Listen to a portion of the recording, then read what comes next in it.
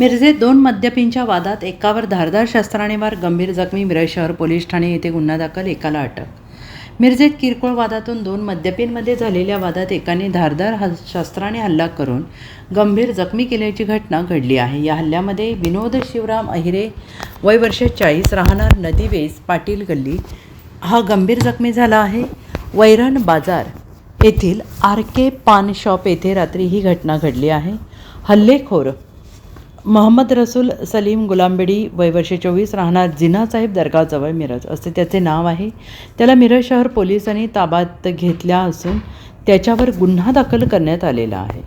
विनोद अहिरे याच्या मानेवर तसेच चेहऱ्यावर धारदार शस्त्राने वार झाल्याने तो गंभीर जखमी झालेला आहे. मिरज शहर पोलीस ठाणे येथे हल्लेखोरावर गुन्हा दाखल झाला असून मिरज शहर पोलीस अधिक तपास करत आहेत. Bureau report SBN Marathi, Miraj.